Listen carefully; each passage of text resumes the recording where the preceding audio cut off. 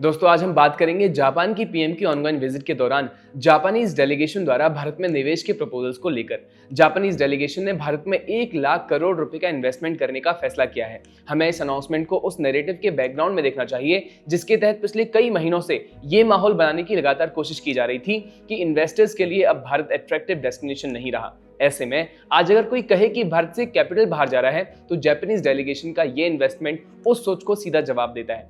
दोस्तों अगर आपको याद हो तो अगस्त 2025 में पीएम मोदी की टोक्यो यात्रा के दौरान जापान ने अगले दशक में भारत में 10 ट्रिलियन येन इन्वेस्टमेंट का लक्ष्य अनाउंस किया था और ये उसी अनाउंसमेंट का इंप्लीमेंटेशन है। और हाल ही में जापान की मिनिस्टर कातायामा ने rising India to India Japan business conclave में इस 10 ट्रिलियन येन कमिटमेंट को दोबारा रीअफर्म किया और कहा कि ये इन्वेस्टमेंट इंफ्रास्ट्रक्चर, सेमीकंडक्टर्स, एआई और एडवांस मैन्युफैक्चरिंग में भारत की लॉन्ग टर्म ग्रोथ को सपोर्ट करेगा। दोस्तों अगस्त 2025 से अब तक भारत और जापान के बीच 120 एमओयू साइन हो चुके हैं जिनकी कुल वैल्यू करीब 1 लाख करोड़ रुपए यानी 1 ट्रिलियन के आसपास बैठती है और ये manufacturing, semiconductors, AI, green energy, finance और डिजिटल इंफ्रास्ट्रक्चर जैसे सेक्टर्स में है। इसका मतलब सिर्फ इतना नहीं है कि पैसा आ रहा है, ये कंपनियां भारत को लॉन्ग टर्म ग्रोथ, स्टेबिलिटी और स्केल के लिए चुन रही हैं। वैसे भारत और जापान का ट्रेड और इन्वेस्टमेंट का ये रिश्ता नया नहीं है। हाँ, पिछले 10-12 सालों में इसकी स्पीड बहुत जल्दी से बदल गई है। 15वें इंडिया जापान एनुअल समिट के ऑफिशियल जॉइंट स्टेटमेंट में साफ लिखा है कि partnership of security, defence, trade, investment, commerce, science और टेक्नोलॉजी, स्किल्स, मोबिलिटी और कल्चरल टाइज तक फैल चुकी है और दोनों देशों के बीच 70 से ज्यादा डायलॉग मैकेनिज्म्स और वर्किंग ग्रुप एक्टिव हैं। पीएम मोदी ने भी दोहराया कि बायलैटरल फ्रेमवर्क अब 70 से ज्यादा डायलॉग मैकेनिज्म्स पर टिका है जो space, cyber security, civil nuclear, corporation, railways, semiconductors जैसे दर्जनों सेक्टर्स को कवर करता है। दोस्तों यही वजह है कि रिलेशनशिप सिर्फ डिप्लोमेसी नहीं बल्कि प्रैक्टिकल पार्टनरशिप बन चुकी है। तो असली बात यह है कि जापान भारत में 1-2 सेक्टर्स में नहीं बल्कि कई कोऑपरेशंस के जरिए एक साथ दांव लगा रहा है और नाम व अमाउंट के साथ दिखेंगे तो स्टोरी और मजबूत लगेगी।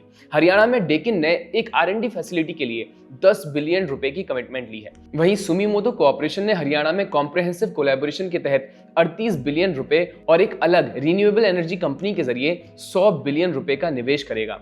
ऑटोमोबाइल सेक्टर में सुजुकी ने नए प्लांट के लिए लैंड एक्विजिशन पर 50 बिलियन रुपए खर्च किए और टोयोटा बिटकिन एरिया में एक नया प्लांट लगा रहा है जिसकी annual production capacity 1 lakh vehicles होगी और जिससे करीब 2800 नई जॉब्स बनेंगी। इस टोयोटा बिटकिन प्लांट की पुष्टि बिजनेस टुडे की उसी रिपोर्ट में होती है। इसके अलावा पीएम मोदी और पीएम तकाईची जल्द ही मारुति सुजुकी की 35,000 करोड़ की खरखोड़ा प्लांट का भी संयुक्त उद्घाटन करने वाले हैं जो ऑटो सेक्टर में जापान के भरोसे को और पुख्ता करता है।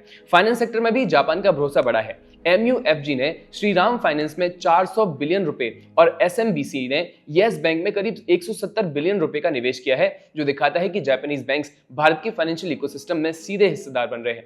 सेमीकंडक्टर और डीप टेक के मामले में भी मूवमेंट तेज है। फूजी फिल्म गुजरात में सेमीकंडक्टर मेटेरियल्स प्रोडक्शन पर काम करेगा।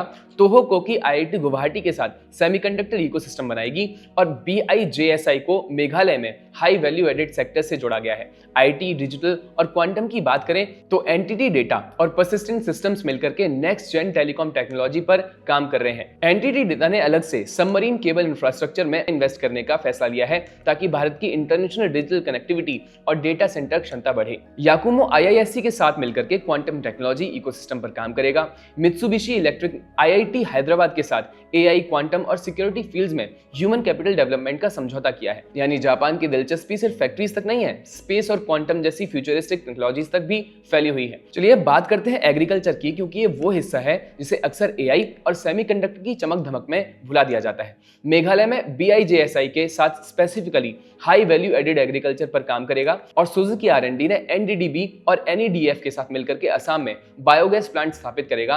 यानी जापान का पैसा सिर्फ शहरों की फैक्ट्रीज और डेटा सेंटर्स तक सीमित नहीं बल्कि उन रॉ सेक्टर्स में भी जा रहा है जो सीधे किसानों और रूरल इकोनॉमी से जुड़े हैं। और अगर सौर ऊर्जा क्षेत्र को देखेंगे तो इटोचू कॉर्पोरेशन ने L&T के साथ मिलकर के कांडला पोर्ट पर ग्रीन अमोनिया प्रोडक्शन के लिए निवेश किया है जिसकी क्षमता 3 लाख टन सालाना होगी। मित्सुबिशी गैस केमिकल ने ACME के साथ मिलकर के ग्रीन मिथेनॉल में 90 बिलियन रुपए प्रपोज किए हैं जिसकी क्षमता 1 लाख टन है। IHI ने भी ACME के साथ मिलकर 295 बिलियन रुपए के निवेश से 4 lakh tonne green ammonia production की योजना बनाई है। स्टील और मैन्युफैक्चरिंग में JFE स्टील ने JSW के साथ मिलकर के इंटीग्रेटेड स्टील वर्क्स के लिए 160 बिलियन रुपए कमिट किए हैं। साथ ही हाल ही के समिट डिस्कशंस में ओडिशा में एक अलग ग्रीन अमोनिया प्रोजेक्ट पर भी बात हुई है, जो जापान की सहायता से डेवलप हो रहा है। ये सारे आंकड़े दिखाते हैं कि क्लीन हाइड्रोजन अमोनिया और मिथेनॉल पर जापान का भरोसा सिर्फ एमओयू तक सीमित नहीं है, बल्कि पैसे के हिसाब से भी सबसे बड़े कमिटमेंट में से एक है, क्योंकि दुनिया को अब एनर्जी सिक्योरिटी और डीकार्बनाइजेशन दोनों चाहिए।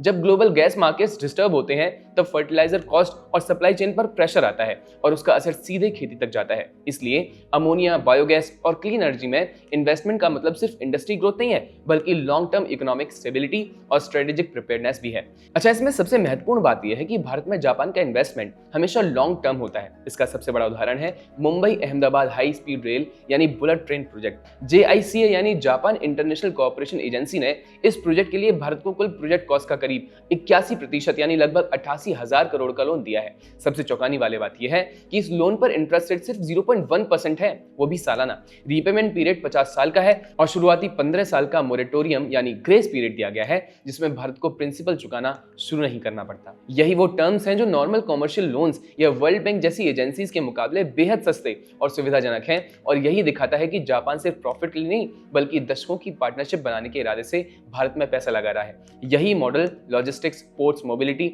और इंडस्ट्रियल टाउनशिप जैसी दूसरी कोऑपरेशन लाइंस भी दिखाता है। टेक साइड पर भी पार्टनरशिप काफी स्ट्रॉन्ग दिखती है। Bharat Japan digital partnership 2.0, AI cooperation initiative, quantum, startups, data centres और फ्यूचरिस्टिक टेक्नोलॉजीज पर भी ऑफिशियल सपोर्ट दर्ज है। हाल ही में 21 अप्रैल 2026 को मुंबई में पहला India Japan strategic AI dialogue भी आयोजित हुआ था, जो दिखाता है कि AI कोऑपरेशन अब सिर्फ कागज पर नहीं, बल्कि एक्चुअल इंस्टीट्यूशनल डायलॉग के स्तर पर पहुंच चुका है। इसी तरह अप्रैल 2026 में क्रिटिकल मिनरल्स पर भी पहली ज्वाइंट वर्किंग ग्रुप मीटिंग भी हुई, जो मिनिस्ट्री ऑफ माइंस इंडिया और METI जापान के बीच हुए समझौते के तहत आयोजित हुई। इसका सिंपल मतलब यही है कि जापान कैपिटल सिर्फ फैक्ट्री नहीं बना रहा, बल्कि टेक इकोसिस्टम भी बना रहा है। अब सवाल आता है कि जापान को भारत में इतना भरोसा क्यों है? इसका पहला कारण यह है कि जियोपॉलिटिकल डाइवर्सिफिकेशन। दुनिया की सप्लाई चेन सब चाइना सेंट्रिक डिपेंडेंस से बाहर निकलना चाहती हैं और भारत एक बड़ा ऑल्टरनेटिव बनकर के उभरा है। दूसरा कारण है भारत की मार्केट साइज और वर्कफोर्स, और तीसरा कारण है जापान के लिए Bharat long term industrial partner है, शॉर्ट टर्म बेट नहीं है। भारत आज भी जापानीज येन लोन्स का सबसे बड़ा प्राप्तकर्ता है, लार्जेस्ट रिसिपेंट देश है, और जापान ने 1958 से अब तक 8.5 ट्रिलियन येन से ज्यादा की सहायता metro rail, freight corridors, highways और अर्बन इंफ्रास्ट्रक्चर के लिए दी है, जिसमें करीब 100 प्रोजेक्ट अभी भी चल रहे हैं। इसमें इंफ्रास्ट्रक्चर का एंगल भी बहुत इंपॉर्टेंट है। जापान भारत को कई सालों से इंफ्रास्ट्रक्चर डेवलपमेंट में सपोर्ट करता आया है, और Mumbai Ahmedabad high speed rail के अलावा लॉजिस्टिक्स, पोर्ट्स, मोबिलिटी और इंडस्ट्रियल टाउनशिप्स जैसी कोऑपरेशन लाइंस भी लगातार आगे बढ़ रही हैं। ये दिखाता है कि जापान सिर्फ पैसे नहीं दे रहा, बल्कि भारत की ग्रोथ आर्किटेक्चर में हिस्सेदारी बना रहा है। अगर हम इस पूरी कहानी को एक लाइन में अगर समझना चाहें, तो वो ये है कि जापान भारत में पैसे नहीं, बल्कि कॉन्फिडेंस इन्वेस्ट कर रहा है, और ये कॉन्फिडेंस किसी एक डील से नहीं आती, बल्कि डेकिन से लेकर के टोयोटा तक, MUFG से लेकर के IHI तक और IIT हैदराबाद से लेकर के IISc तक फैले दर्जनों partnerships, years of trust, technology cooperation, reforms और स्ट्रेटेजिक अलाइनमेंट से बना है। यही वजह है कि भारत अब सिर्फ इमर्जिंग इकोनॉमी नहीं, बल्कि ट्रस्टेड मैन्युफैक्चरिंग और इनोवेशन डेस्टिनेशन की तरह देखा जा रहा है। और यही सबसे बड़ा मैसेज है। जब दुनिया के कई हिस्सों में अनसर्टेनिटी है, तब जापान जैसा डिसिप्लिन और लॉन्ग टर्म सोच वाला इन्वेस्टर भारत में इतनी बड़ी कमिटमेंट देता है, बल्कि भारत के फ्यूचर पर वोट ऑफ कॉन्फिडेंस होता है। रिफॉर्म, इंफ्रास्ट्रक्चर, स्टेबिलिटी और स्केल, शायद यही वो 4 वर्ड्स हैं जो आज भारत की ग्रोथ स्टोरी को सबसे बेहतर तरीके से डिफाइन करते हैं। तो कुल मिलाकर देखा जाए तो ये सिर्फ एक इन्वेस्टमेंट की खबर नहीं है, बल्कि ये इस बात का संकेत है कि दुनिया अपनी सप्लाई चेन को कैसे